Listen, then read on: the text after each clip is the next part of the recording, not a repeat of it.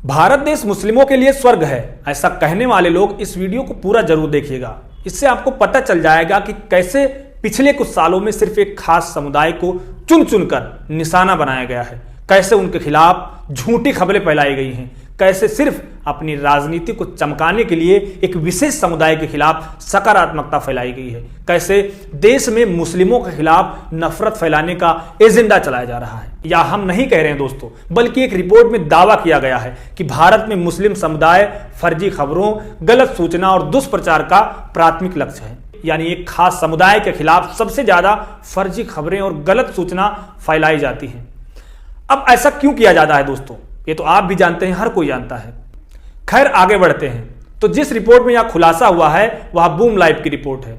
बता दें कि boom live report fact checker के तौर पर काम करता है और सोशल मीडिया पर चल रही वायरल वीडियो और खबरों का फैक्ट चेक करके उसकी गहराई तक जाता है, फर्जी खबरों को खारिज करता है और सच सामने लाने का प्रयास करता है और लाता है। तो इसी को लेकर बूम लाइव ने अपने पिछले 3 साल के डेटा को खंगाला और जो आंकड़े सामने आए उनमें सभी को हैरान कर दिया। बूम ने पाया कि 2021 से यानी पिछले 3 सालों में सबसे ज्यादा फर्जी खबरें मुसलमानों से संबंधित थी। यानी फर्जी खबरों के मामले में मुसलमानों को सबसे ज्यादा निशाना बनाया जाता है। रिपोर्ट में 2023 के आंकड़ों का हवाला देते हुए कहा गया है कि प्रधानमंत्री नरेंद्र मोदी से संबंधित फर्जी खबरें दूसरे नंबर पर थी, यानी पहले नंबर पर सिर्फ मुसलमानों से संबंधित थी। बता दें कि बूम ने 2 जनवरी 2023 से 31 दिसंबर 2023 के बीच कुल 1090 फैक्ट चेक किए। इनमें से 15.4% यानी 183 फैक्ट चेक सिर्फ मुसलमानों से जुड़े थे, जबकि 63 मोदी से संबंधित थे। मुसलमानों को निशाना बनाने वाले दावों में 84.2% को सिर्फ बढ़ती जनसंख्या के लिए मुसलमानों को जिम्मेदार बताने के इरादे से साझा किया गया। इससे पता चल रहा है कि एक तरफ भारतीय राजनीति में इस्लामोफोबिक बयानबाजी का प्रचलन बढ़ रहा है, इसके साथ साथ देश में मुसलमानों के प्रति दुश्मनी भी बढ़ रही है। जबकि सरकार दावा करती है सबका साथ सबका विकास, अल्पसंख्यक मंत्री स्मृति ईरानी मदीना जाकर कहती हैं कि वह भारत में रहने वाले मुस्लिमों को बेहतर सुविधा देने का आइडिया ले रही हैं। यही नहीं, मोदी उर्स के मौके पर चादर भी भेजते हैं। उसकी तस्वीरें सोशल मीडिया पर साझा की जाती हैं। उसी सोशल मीडिया के जरिए एक खास समुदाय के खिलाफ नफरत भी फैलाई जा रही है। सोशल मीडिया का जमकर इस्तेमाल हो रहा है। रिपोर्ट की बात करें तो सभी फैक्ट चेक रिपोर्ट में शामिल 17% सांप्रदायिक दावे झूठे थे।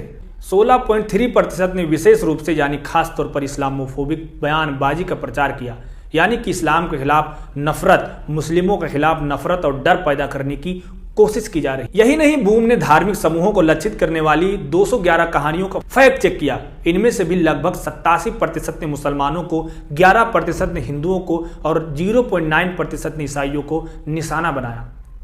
खास तौर पर 67.6% भ्रामक दावों में मुसलमानों को निशाना बनाया गया था, जबकि इनमें से केवल 5.2% दावों में हिंदुओं को निशाना बनाया गया था।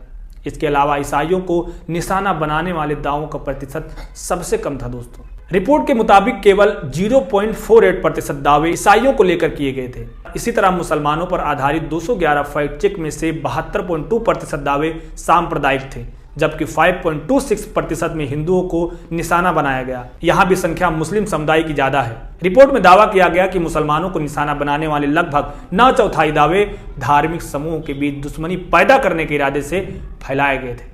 इसके अलावा बूम ने पाया कि मुस्लिम विरोधी और हिंदू विरोधी दावों का ध्रुवीकरण भी बेहद अलग था, जिनमें से कुल मिलाकर 94.4% मुस्लिम विरोधी और 5.6% हिंदू विरोधी थे।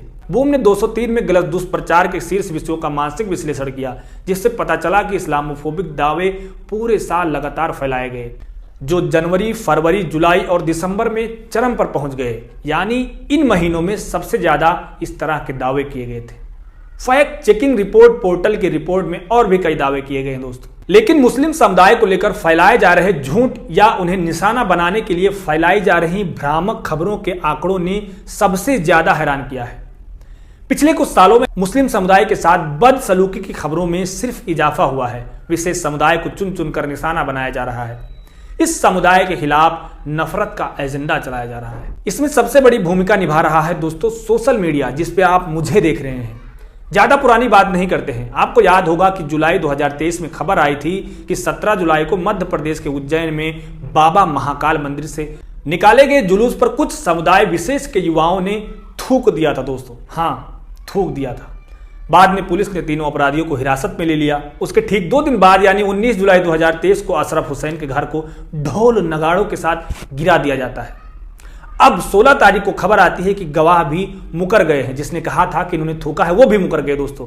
वह पूरा मामला झूठे दावों पर आधारित था। इसके बाद से अब सवाल उठ रहा है कि जिसने घर गिराया वह क्या घर बनवा के देगा? ऐसे तमाम मामले सामने आते रहते दोस्तों। यह है सोशल मीडिया का हाल, जिसे एक खास समुदाय के खिलाफ हथियार के तौर पर खुलेआम इस्तेमाल किया जा रहा है। यही दावा फैक्ट चेकिंग बूम लाइव की रिपोर्ट में भी किया गया है, जिससे देश में मुस्लिमों पर बढ़ रहे अत्याचार और उनके खिलाफ चलाए जा रहे एजेंडे का बड़ा खुलासा हुआ है।